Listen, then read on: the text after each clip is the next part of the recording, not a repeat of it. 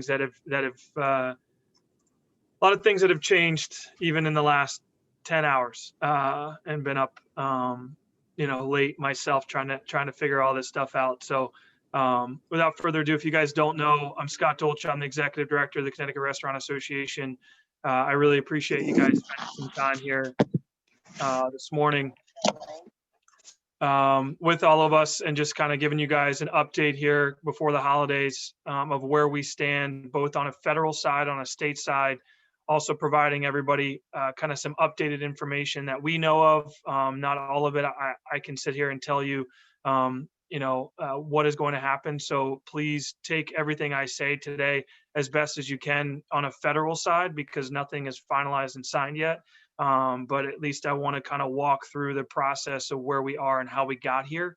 Because I think it's really important for everyone to understand the efforts, not only of my staff and my team, but also the efforts of the National Restaurant Association over the last 7 months to get us to where we are. Hoping, we, as you guys know, we've been faced with so much over the last 10 months. To see what the president did last night is nothing short of not out of the norm of what we've been dealing with. But we'll get into that a little bit here. So I'm going to share my screen here for a second for everybody and kind of go through the PowerPoint.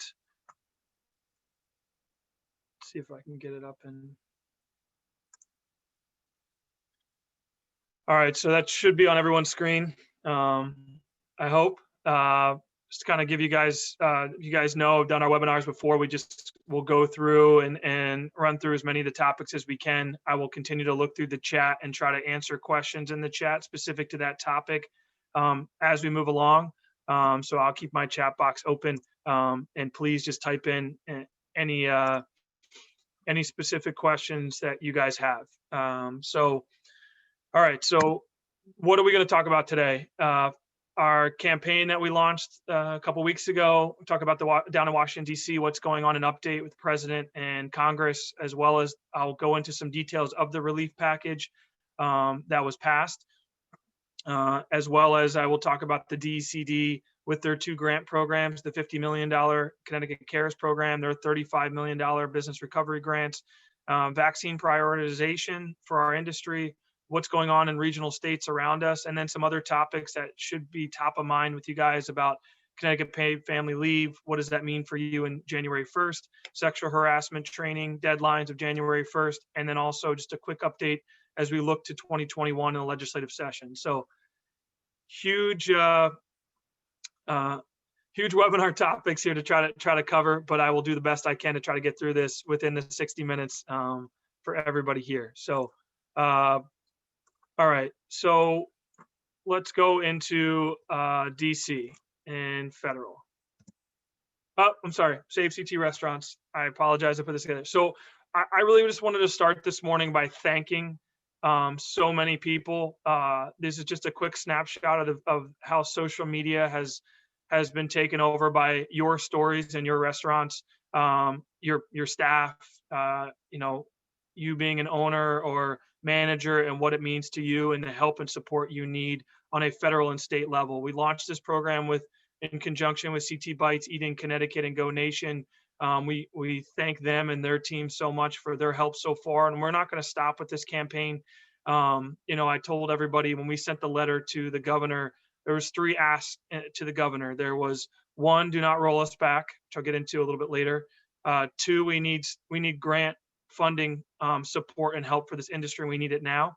I have some updates to that as well. And then 3 was consumer confidence. So that was, a big part of this. And for us to be successful and for all of us to get through this pandemic, we also need the state government, we need the federal government, and we need the Connecticut residents to continue to keep us top of mind and support our businesses throughout the next few months. We are ahead of us with the winter coming. We know that we're going to be faced with a lot. And it's really, really important that we continue to tell that story. There's nothing to shy or hide behind. You guys have been heroes in my mind of how you guys have worked tirelessly for the last 10 months for your staff. You put your community first. And I don't want to get lost on that as we continue through this campaign. And I appreciate you guys taking this campaign to heart and telling your personal stories. And we're going to continue to do that over the next few months as we try to get through the winter, because just getting a state grant program or possibly getting a federal stimulus, you guys aren't out of the woods. We still are faced with a 50% capacity. We're still faced with consumer confidence at an all-time low. We're still faced with a lot over the next few months, and my fight every day is going to continue.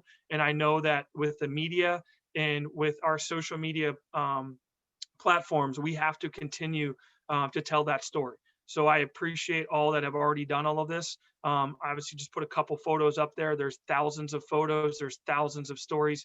They're incredible. And I continue to learn every day more and more just how incredible this industry is as a whole. So I thank you guys, and I start there because that also leads into a lot of the successes that we're hoping to have over the next few days and weeks to help support your industry. So all right, let's go to a federal side first and foremost. If you guys don't watch the national news, you don't follow Twitter, last night, unfortunately, good, bad, or indifferent, because I think there's definitely some talking points, what do you feel about President Trump, what you don't feel about President Trump. I don't think he's wrong in some of his statements. If you did not see, he put out a video last night threatening to veto this bill. But understand there's two bills in here. There's the $900 billion COVID relief bill, and then there's another $1.4 trillion omnibus bill of government spending. There's realistically, his frustration is in the omnibus bill that keeps the government up and running, but what's in that bill are payments to other foreign countries, payments to, the Smithsonian and $1 billion. There's all kinds of things that's how government unfortunately works, in this omnibus bill, but it's tied together to our COVID bill.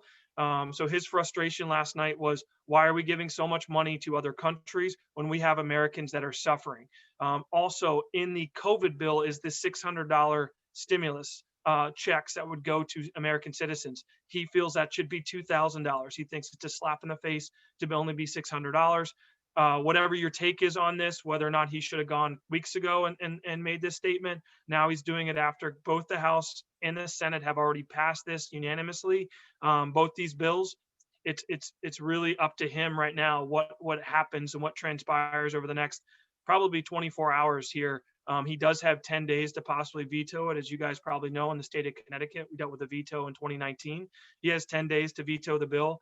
There's also another timeline that's out there. There's the beginning of January, there's a whole new Congress. So the people that passed this bill yesterday or Tuesday and Wednesday, all throughout Tuesday, well, not all of them are coming back to be in Congress. So there's also the fear that they would have to reset and start all over again, which for all of you guys, I know that's not information you want to be hearing right now, and the stress, but understand that it's the ebbs and flows of what we've been dealing with and what we'll continue to be faced with. That at the end of the day, there's nothing in here that they're saying there's too much for restaurants. Actually, it's the contrary. The president last night said there needs to be more for restaurants. He feels that it's not even enough. There needs to be more for small businesses that have been hit so hard for 10 months. He's advocating for that, but at the same time, you can look at it in the political sense. Politics are always getting in the way, which they are in this case. So what does that mean as we stand here today? We are still trying to understand, he didn't use the word veto in his speech last night, but he's trying to put some pressure both on the Senate, on the GOP and the Democrats. Pelosi came out saying, she's in support of $2,000, but, going up to that, how do they get there? Understand that most of Congress has now left DC for the holidays. Senator Blumenthal and Senator Murphy and others are back in Connecticut. They're not far away, but think about the folks out in Hawaii or California of getting back to do a vote. All of that is up in the air right now, and time's going to tell. But I start here. I don't want everybody to get overly frustrated or we have to go through the ebbs and flows of this. Know that we are still top of mind. I know that it might delay us getting money. I'm telling media, like, this could hurt us if this delays, but there's nothing that either side is saying by any stretch of this that we shouldn't be, getting help and support. So I'm hopeful, I want to be optimistic. You guys know I'm a very optimistic person. And I try to be for all of you on this call. And we're going to try to work through this. There is a call with National at 1:30. They're going to go more into details, which I'm going to try to take you guys through I want to go through the COVID relief bill because it doesn't mean he's going to veto it. This could be passed, and I want to make sure you guys understand the Herculean effort that the National Restaurant Association, a lot of our delegates worked to get things changed for the benefit of our industry if this bill was to pass. So I start there with the president, understanding, what everyone feels right now, but at the end of the day, I know this is still our fight, still our figuring out how we get to an end game. So you guys have a chance to receive the stimulus package that you need to be able to help you survive. So start there, but let's talk about some of the good that are in the details of this package. So Paycheck Protection Program, that's the biggest thing. I know there was the Restaurants Act. I know there was talk about trying to get the Restaurants Act passed and everything else, $120 billion. I can tell you, just from the beginning in Congress to try to get $120 billion for one industry, it was really never getting to the top. Definitely some legislators supported it, but then there's a lot of open-ended questions about how you break out that 120 billion, where the money goes to, how the businesses apply, so on and so forth. There was just a lot of concerns from Congress of getting that done in that way. Not that they weren't supportive of our industry, but that's where really this second round of PPP comes in. And I'm going to talk a little bit about this right now.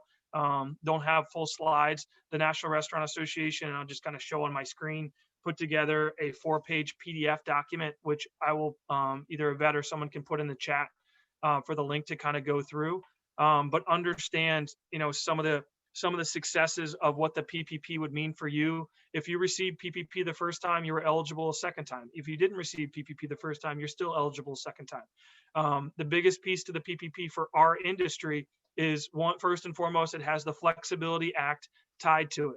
So what does that mean? It used to be 80-20, 80% payroll, 20% could be used for everything else. Back in when this passed in May, the first time, now it's 60-40, 60% payroll, 40%. It used to be 8 weeks. Now it is 24 weeks. So if you receive those dollars, you'll have up to 6 months to be able to spend it down. And then in the 40%, there's also a lot of other caveats in there that you're going to be able to use the dollars on. It used to just be utilities, and rent and mortgage payments. And that was really it. Now you can spend it on PPE. You can spend it on food distributors. You can spend it on other kind of business expenses, kind of going through this 5,000 page bill as we go through it. But there's a lot of really good in here to be able to help you utilize those dollars. And then the other biggest win, and I give the National Restaurant Association 100% credit on this one. Your paycheck protection was 2.5 times your payroll. It'll now be, for restaurants and hotels, it will be 3.5 times. So you get another month of payroll. So hypothetically, if you had a 50,000 monthly, your payroll was $50,000. You would get, 125,000 the first time. You're now going to get $175,000. All the other eligibility of forgiveness is a part of this, but that is huge. And that was national over the weekend, working with both sides, saying, how can we also help our industry in a larger way? And getting to 3.5 times, understanding that's a substantial step up for our industry specifically. And a lot of that has to do with National's efforts. You guys know how hard Nicole Griffin on my team as a lobbyist works, and I try to work here in Connecticut. That's what's happening down in DC, is people think, oh, National just cares about chains and franchises. It's the farthest thing from the truth. And their efforts over the last few months have been phenomenal. But even in the few waning days before this bill got put out through the Congress, what they were able to get done and push through. The other part of this, for tax deductibility purposes, your first round of PPP will be fully tax deductible. That was a huge hiccup with Steve Mnuchin and the SBA and other challenges that we were being faced with. But if you received $100,000, you were going to be taxed on that. So even though you spend it all, you don't have that money, you're going to now owe that back, and a big portion, a chunk of that in taxes. That has been changed. So you will be fully taxed. You'll be able to tax deduct all of your PPP the first time and the second time.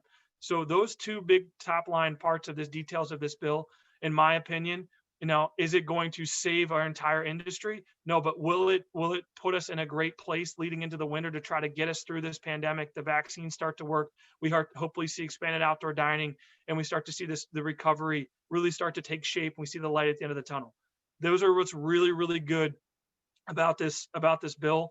for you and everything else. I get that it's not a $120 billion bank account that they're just going to give money, but also how would you break that out also is a lot of questions. So I go back to that where the PPP, you would work with your bank, same process and everything else. Also, a lot of questions have come up to me about, well, there's only $325 billion.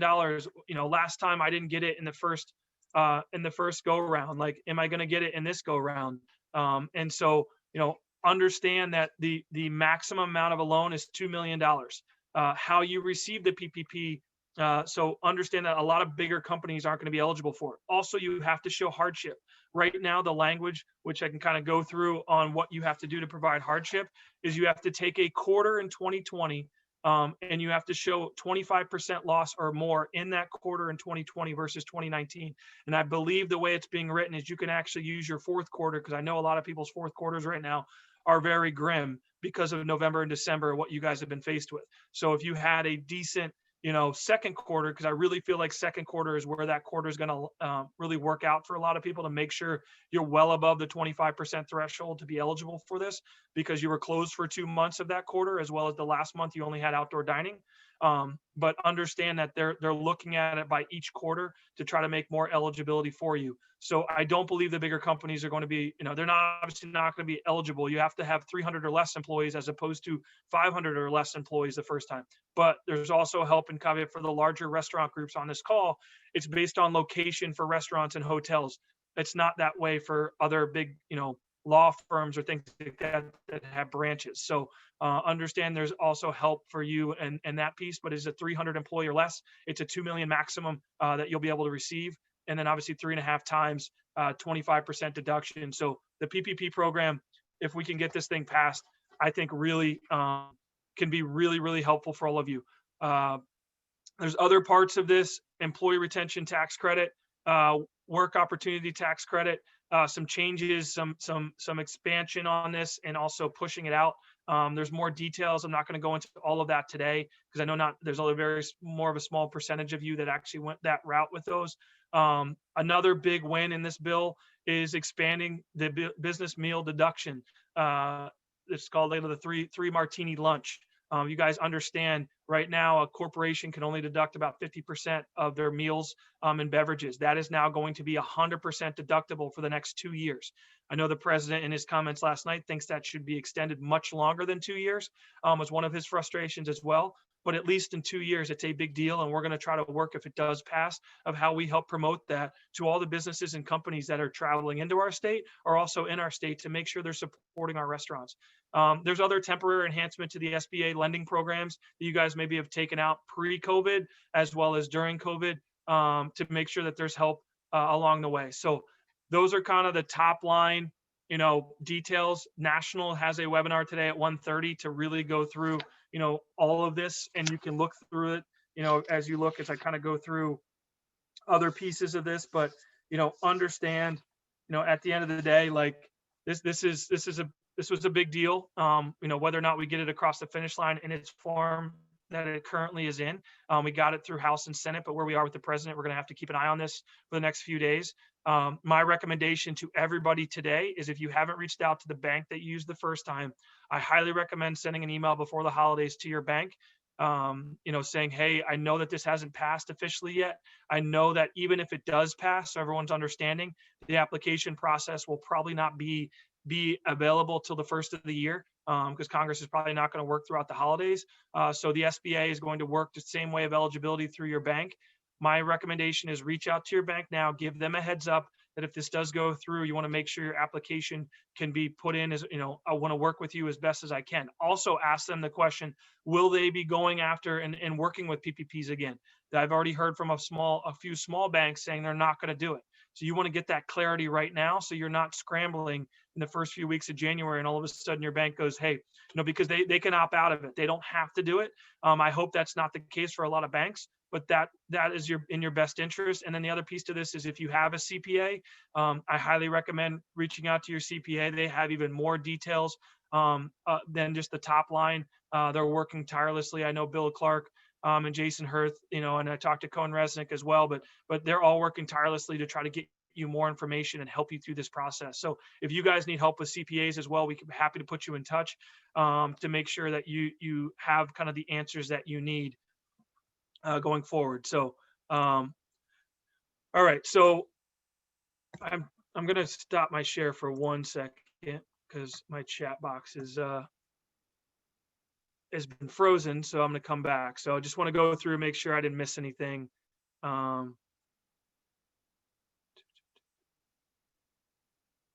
Social clubs under 501c7 for this package. I don't know. I know that C6s, which is what we are at the CRA, will be eligible, trade associations in a sense.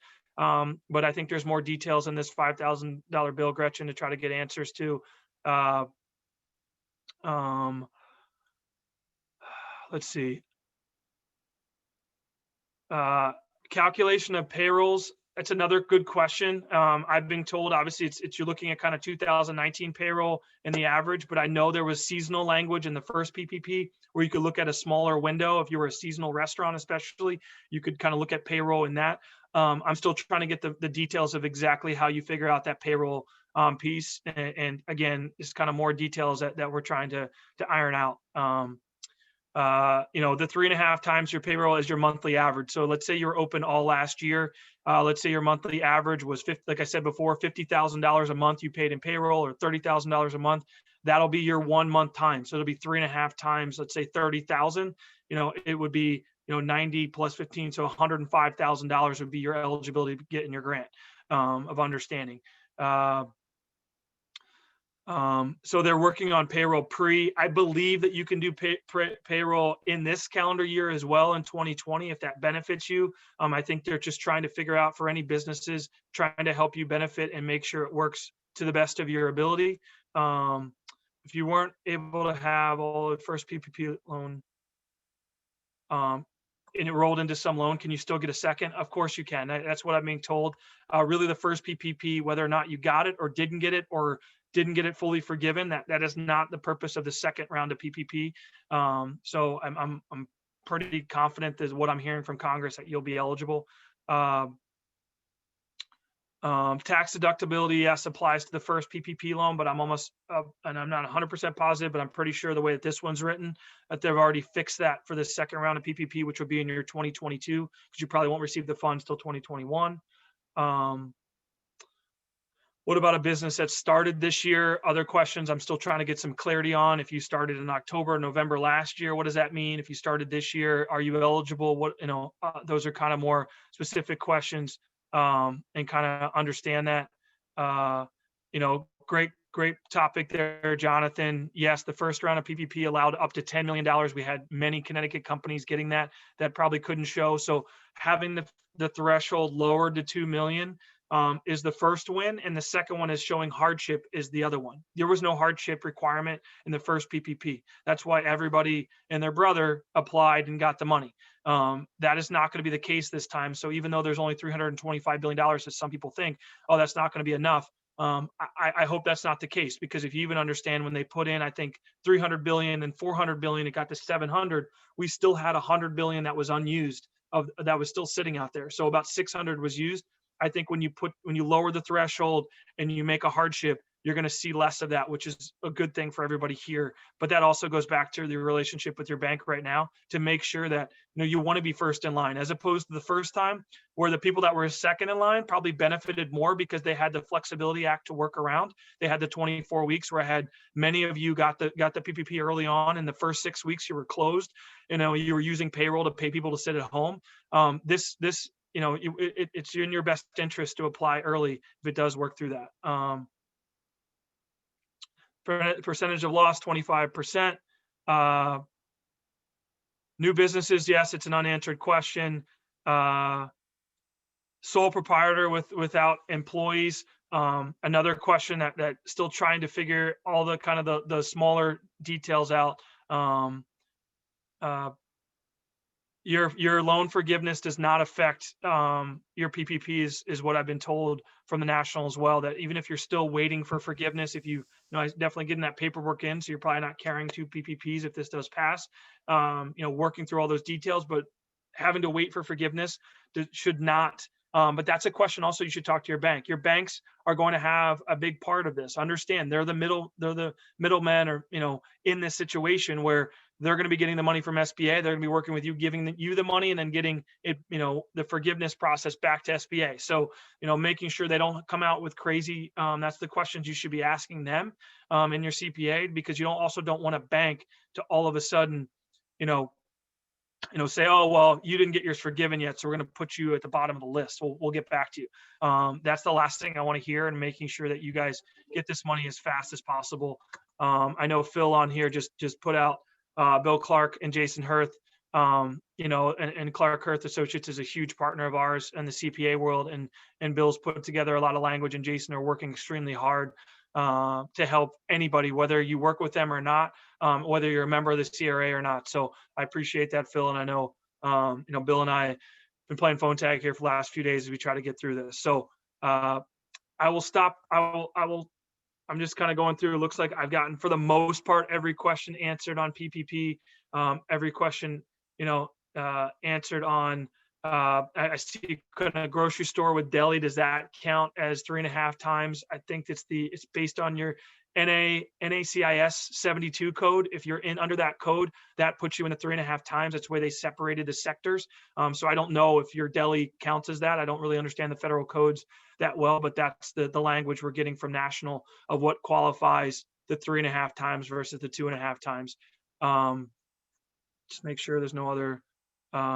Thanks, Bill. Yeah, not to put you on the spot, and I see that Phil's putting your cell phone out there, so even better. All right, so let's go back to, so that's federal.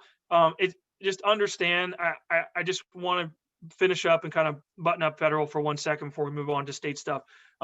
Understand that a lot of people right now need to really know that, like, this is an effort. Now, I know it's not passed yet. I know there's still details in politics down there in DC that are going on, but understand how we got here.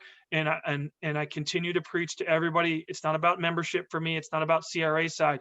You guys got to understand the efforts of the National Restaurant Association. There's a lot of people that have a misconception of what they do and who they represent. They represent you. If you are a CRA member, you are also a national member. 70% plus of my members are independents. They are fighting for you every day, tooth and nail, for the last 100 years. They have been working tirelessly to get this deal done and make sure it works for you to the best that they knew that they could do. Sean Kennedy did a great job of saying, yeah, while we would have loved $120 billion, when we found out it wasn't going to happen, we had to pivot and try to make sure that this other bill could work for our industry. And that's where the 3.5 times tax deductibility, a lot of these pieces were really a part of National's efforts, and we owe them a lot. We owe them, their team, their lobbying team down there, Sean Kennedy from Tom Bonet, their new CEO.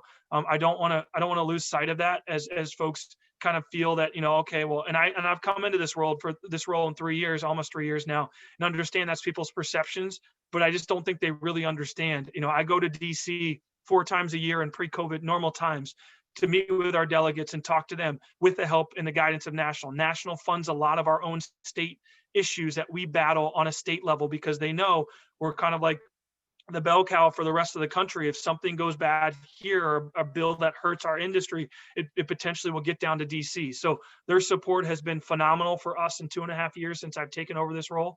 And I just want to give them a lot of credit here for where we are. It's still not across the finish line yet, but understand, where we've come and where we go. So,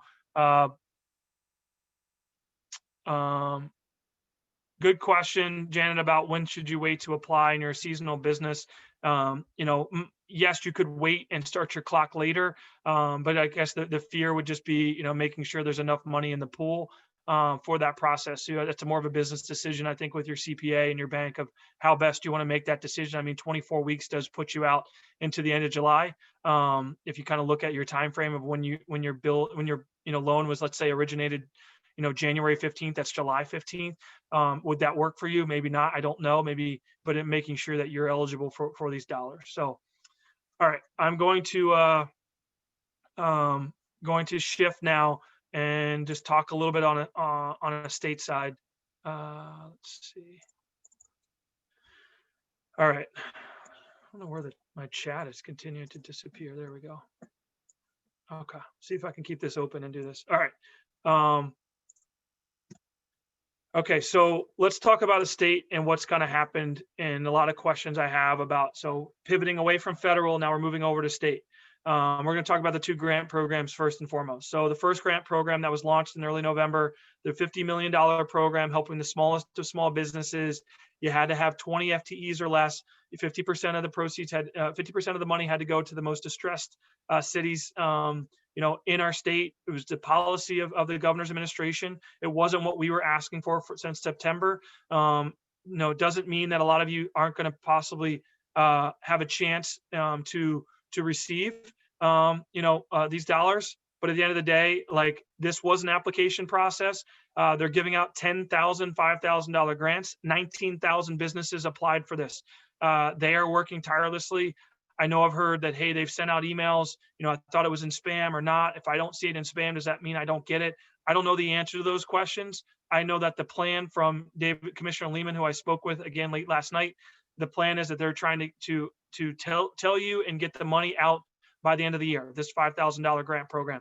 I know that there are restaurants and caterers and private events in all parts of our industry that are in this. Do I know how many? I don't. I've heard anywhere from 15 to 20, 25%. I know a lot of larger restaurants weren't even eligible. But at the end of the day, that's why we really made a larger ask September, that this wasn't the program that was going to work for our industry and trying to help the hardest hit businesses. This program was more about helping the smallest of the small, which is, I warned, it's great. It's going to help 10,000 businesses get a $5,000 check. The other part of this question is, this program has nothing to do with the next one I'm going to show you. So if you get a $5,000 grant, it doesn't mean you're not going to possibly get a grant on this flip side. If you do or don't, this is a totally separate CARES program that you applied for.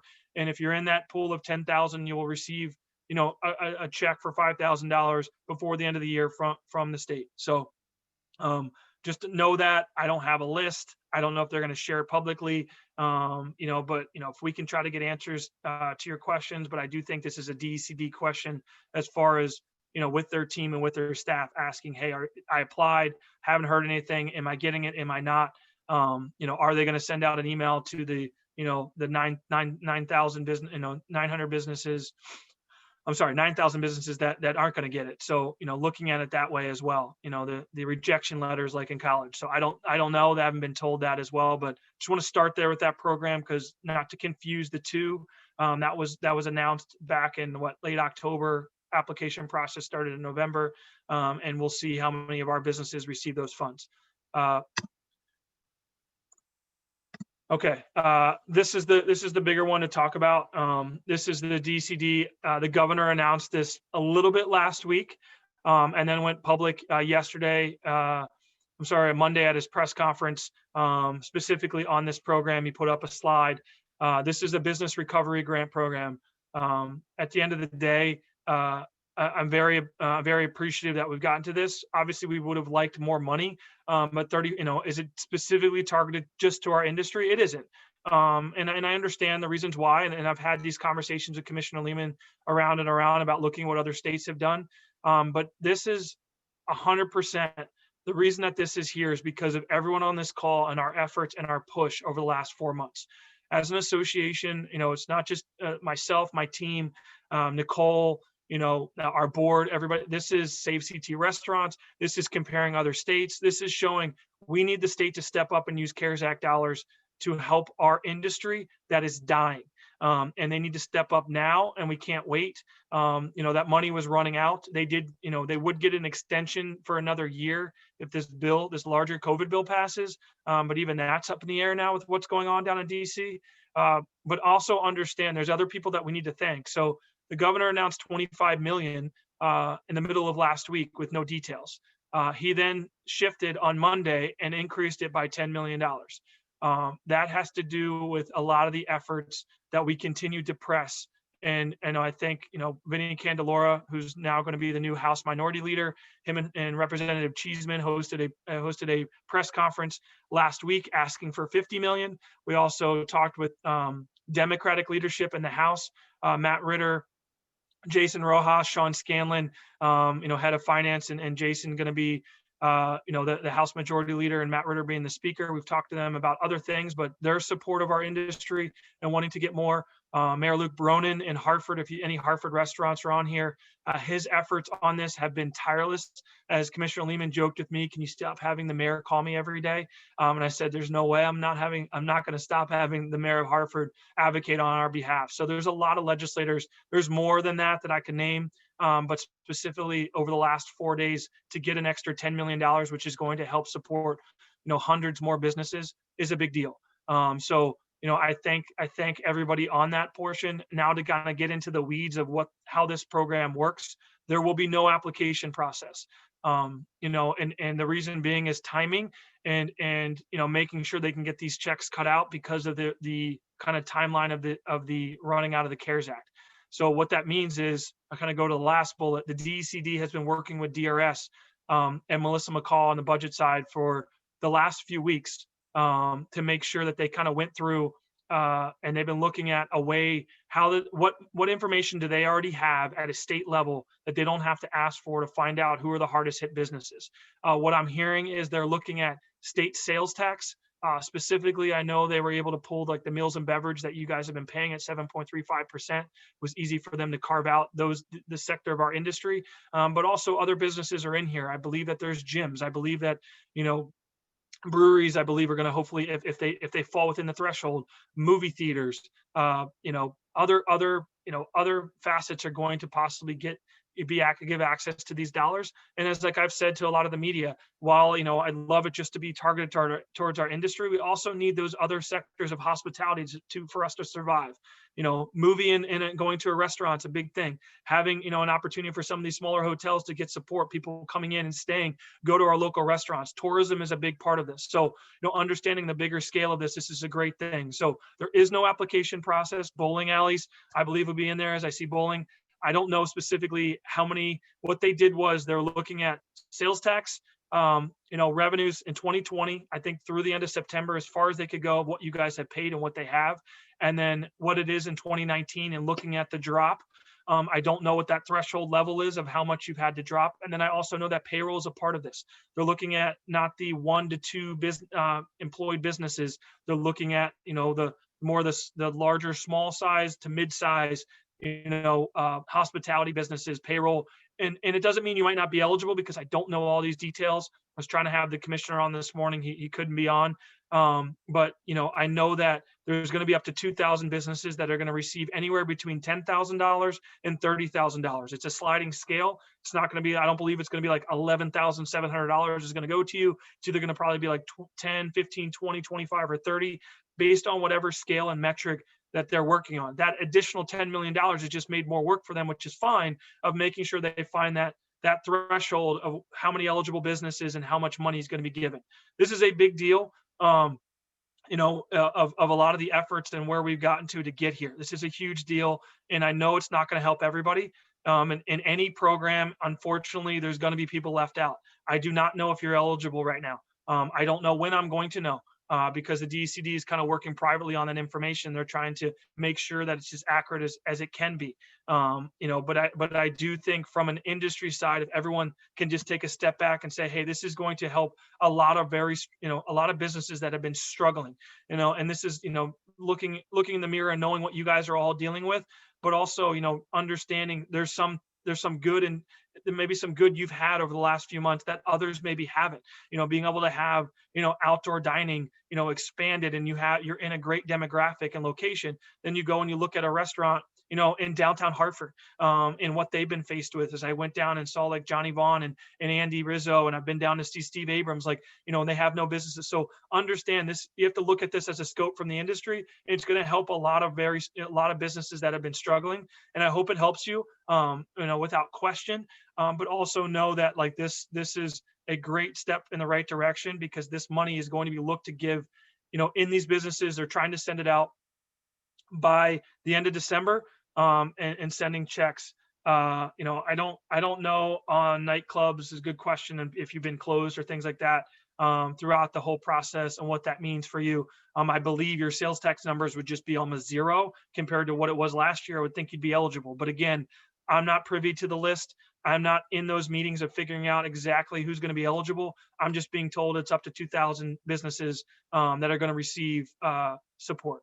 I don't know about electronic deposit. I don't know if they're going to send a hard check. I will ask that question.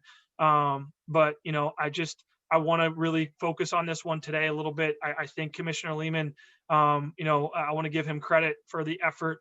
Him and I have talked probably 4 times a day for the last 4 months, 6 months on every facet, phases, rollbacks, guidelines, this, that, and the other thing. But this has been something I've been pushing on him since September. I know the governor and the administration, we definitely owe a lot to them coming to the table of getting us to this point and getting these $35 million out there and getting it out in the next week, in a sense, for a lot of these businesses to help you pay some bills and how you can use the dollars.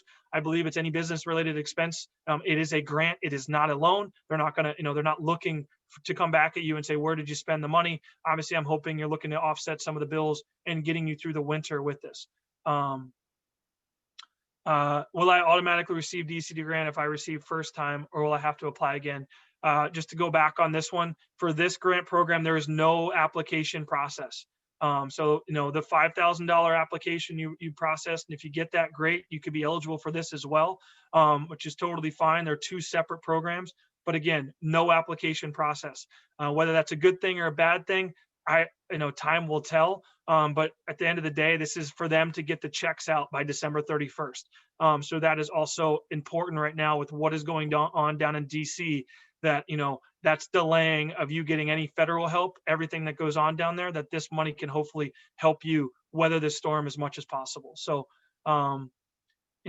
I'll continue to look at other questions here on this grant program. But at the end of the day, I cannot reiterate again the efforts of everybody here, of really being loud and explaining. Thank you so much. Support. So again, I don't know, and I've kind of asked, like, if I'll know if they're gonna there's Freedom of Information Act at some point, they're gonna have to share who received these grants at what levels and everything else, like you've seen in some other states. But they also a word about they don't want to send out a list that says restaurant, ABC, in Simsbury is getting a check of $30,000, and they're going to mail it out or whatever else. If it's not electronic, they don't want people knowing that those are in the mail or whatever else. So I know there's that privacy side. I want to make sure. So I respect that. But know that this is not a fluke. This will definitely help up to 2,000 businesses, small businesses in Connecticut that desperately need it. So I stopped there and just kind of looking at other questions. I hope that kind of answers it for now. That's as much as I know in the program. I know that the commissioner is working, throughout the next few days and before the holidays, and then they're going to be working hard next week with his team, trying to finalize all of this and get these checks out, both the $5,000 and the $10,000 to $30,000. If you do not receive it by the 31st, does that mean?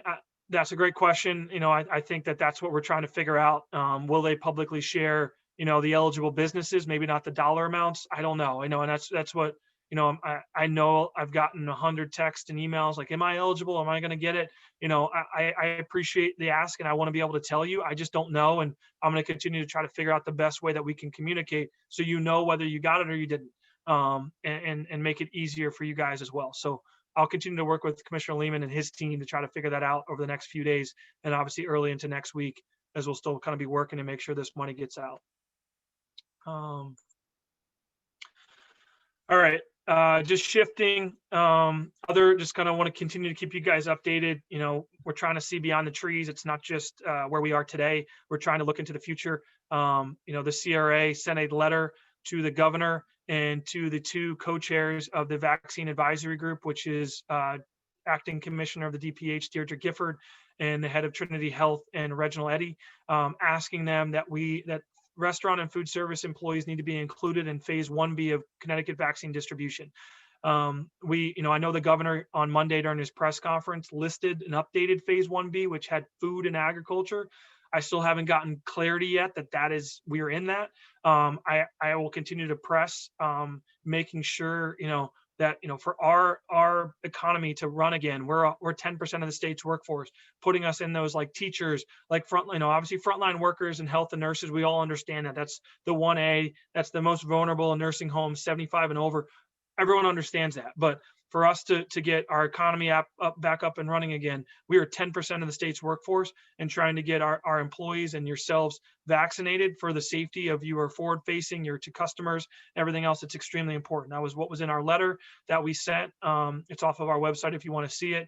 But just understanding that we are working beyond just grants, just, rollback phases. We are also looking to ways that we can kind of help speed up this recovery process. So we haven't gotten official clarity yet, but also we know the CDC down in DC sent out new guidelines that puts us right next to teachers, and where their own phase 1C, which is a national phase, which is really our 1B, puts us in that category based on what CDC's guidelines are, which is what the advisory group has continued to say. They're going to be following CDC guidelines. So we are just checking a box by sending a letter, sending a note, making sure everyone's informed that our industry, our restaurant and food service employees need to be included as quick as they possibly can, because it's only going to be helpful of us trying to get our economy back up and running again at a full pace. So I just stopped there with so that's the vaccine priority ask, you guys know.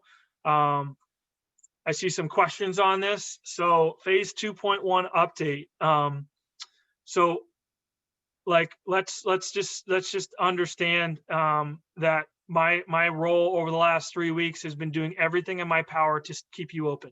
I know that, there's a note here saying, hey, can we extend for New Year's Eve beyond 9:30 or 10 o'clock? Guys, I'm just going to be honest with everybody here. There's not a chance. And I can tell you with my conversation with Commissioner Lehman late last night, with what happened in Massachusetts, my fear right now is us having to roll back beyond 2.1. And I do not want to do that. I know we've had, 6 consecutive days of decreased hospitalizations. Yesterday, we went up 16. That is the metric that we are looking at and we are dealing with every single day. We had obviously a really good decrease, but at the same time, we are looking at there's politics in play. Unfortunately, there's always politics in play. And with Governor Baker, really officially yesterday, if you guys didn't see, rolled everything back to 25% capacity. Restaurants didn't even have a capacity limitation in Massachusetts. This is the first time they have had to deal with it. It is a 25% capacity limitation in Massachusetts for the next 2 weeks. And at the same time, on Monday, Rhode Island relifted their pause to go back to 50% from 33%. So kind of have both avenues here. But what Cuomo does in New York City closed indoor dining 2 weeks ago. Washington, D.C. over the weekend closed their indoor dining. Pennsylvania closed their indoor dining. I know that we want to talk about rolling forward. I know we want to talk about curfews. I know we want to talk about ways to help your business come back out of this. I wholeheartedly understand what you guys are asking for. But you guys need to understand that, my goal right now is for us to get to the middle of January without rolling back.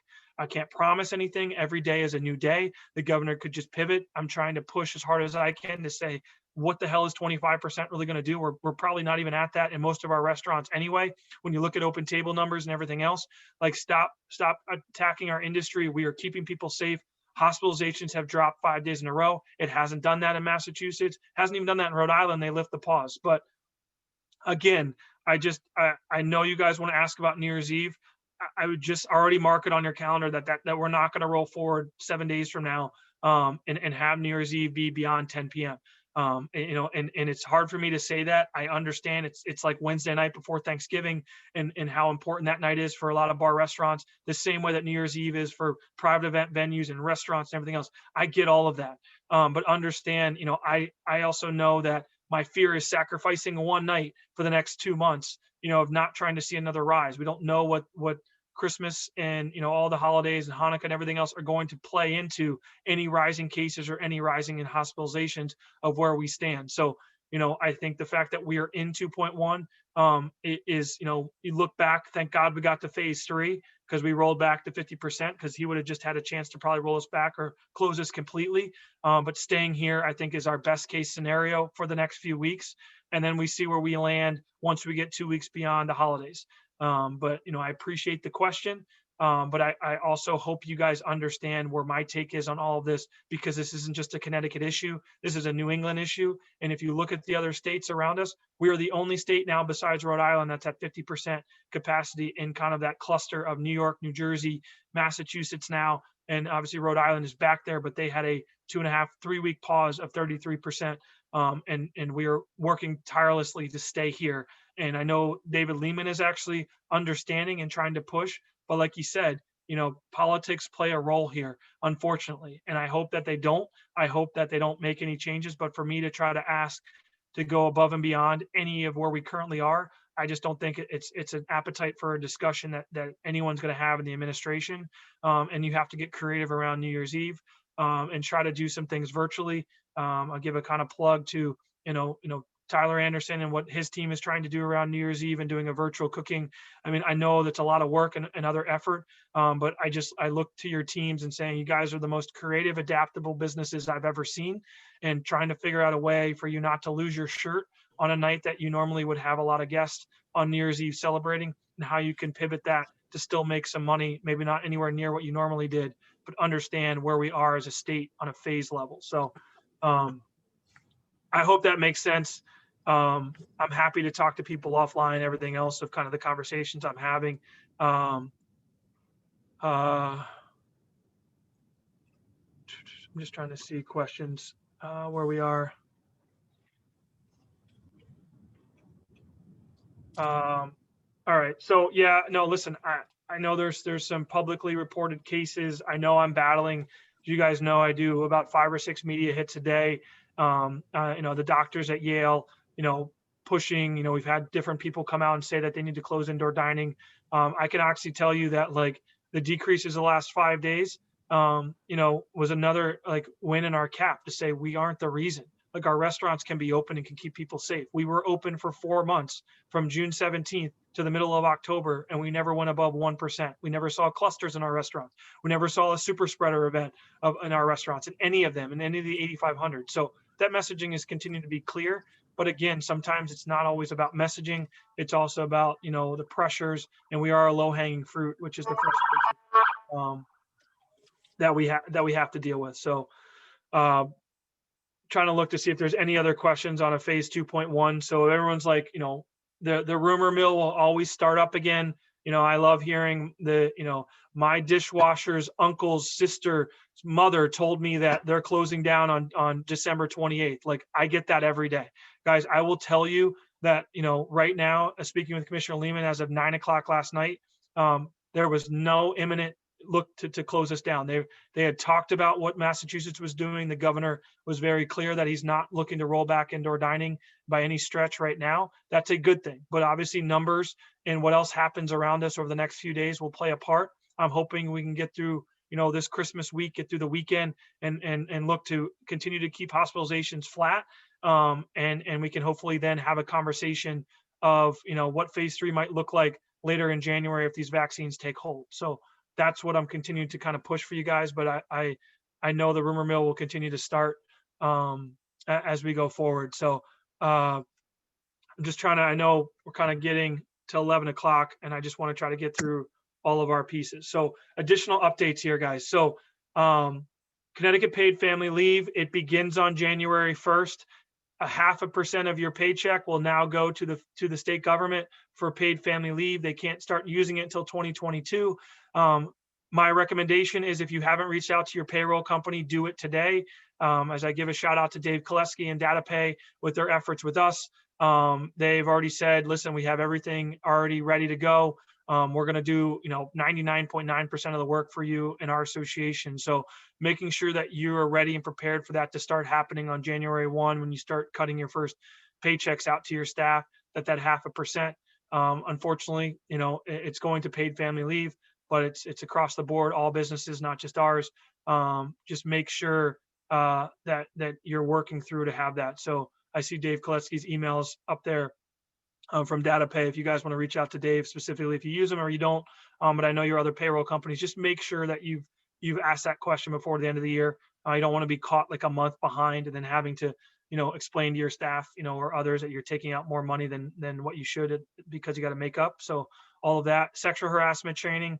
You have to finalize training by the first of the year for your staff. If you haven't done that, I look at a vet right now to put Ryan O'Donnell's contact information, their video, or we have it off online, or working with our team. They put together a video for your staff that's really well done. It is no cost to CRA members to make sure that you can get your staff trained and through that process of that bill that passed back in October 2019. It was supposed to be October 1st of this year that you had to be trained. They pushed it back to January 1st. So try not to miss that deadline and make sure your staff is fully trained on sexual harassment awareness. Kind of last bullet, I know I brought up a little bit at the beginning. 2021 legislative session is going to start in January here virtually. We've already been having conversations and calls with leadership on both sides of the aisle. They've been very productive conversations. They're looking, we definitely have friends and allies on both sides of the aisle looking to try to help our industry. And we're trying to work through legislation that I know get a lot of questions, and I'm trying to work beyond the trees as we get through the next few weeks, but also what the next few months look like, what the spring looks like.